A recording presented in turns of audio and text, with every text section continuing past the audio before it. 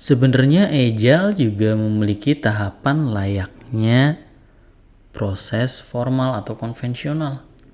Perbedaannya hanya terletak pada bagaimana Agile itu diaplikasikan. Dalam hal ini, Agile juga memiliki tahapan seperti pengumpulan kebutuhan, desain kebutuhan, konstruksi atau pengembangan, pengujian, dan juga deployment atau penyebaran.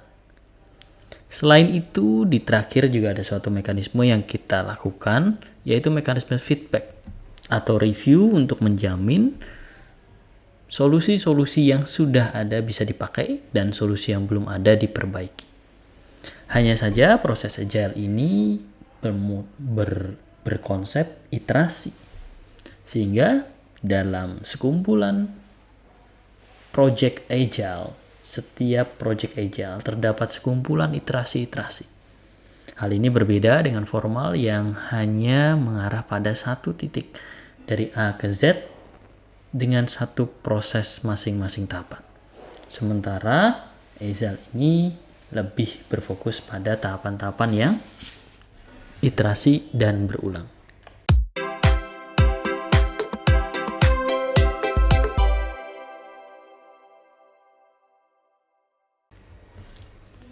Mari kita bandingkan perbedaan antara proses Agile dan proses formal dalam pelaksanaannya.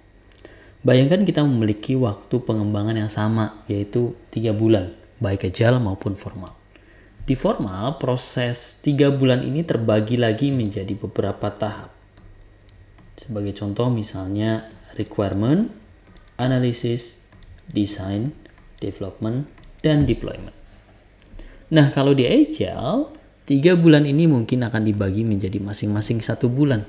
Dan di dalam 1 bulan terdapat satu iterasi penuh meliputi requirement, analysis, design, development, hingga deployment. Sehingga pada saat ini Agile memberikan working software. Di sini juga dia menghasilkan working software dan di sini juga dia menghasilkan working software. Berbeda dengan pendekatan formal yang hanya akan menghasilkan working software di level ini.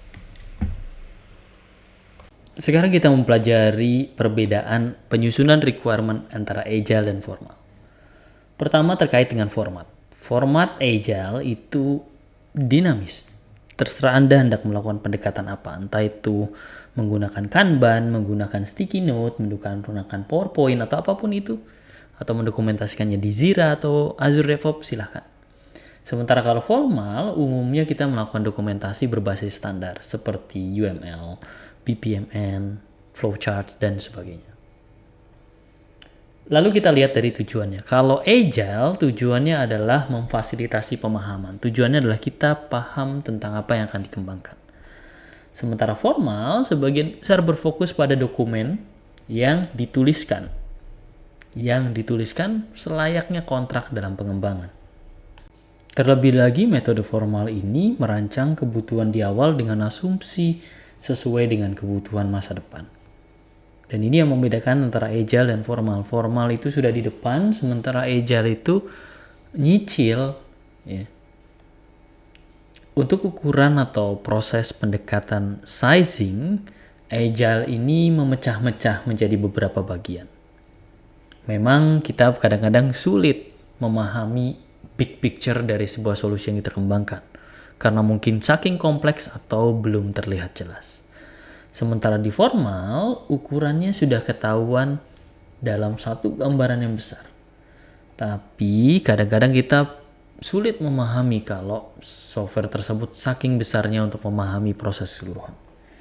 Kita jadi sulit juga memprioritaskan dan kita menguji nilai perangkat lunak itu menjadi lebih sulit. Secara partisipasi, Agile dilakukan bersama-sama oleh semua tim. Entah itu namanya Scrum Team, Development Team, atau Agile Team. Tantangannya memang kalau banyak kepala artinya banyak masukan. Tetapi setidaknya apabila kita memfasilitasi dengan benar, maka masukan-masukan tersebut menjadi keselarasan. Sementara di konsep formal umumnya dibuat oleh beberapa orang tertentu seperti sistem analis, bisnis analis, dengan pelanggan. Kekurangannya adalah atau tantangannya adalah kita tidak melibatkan developer sehingga bisa saja pemahaman kita atau kemampuan kita terhadap pemahaman teknis tidak termenuhi dan tidak bisa dilakukan dalam ranah teknis. Dalam sudut pandang detail, Agile menangkap informasi sebanyak yang diperlukan saja ya, tidak terlalu lengkap tetapi paham dan dilakukan secara diskusi dengan baik.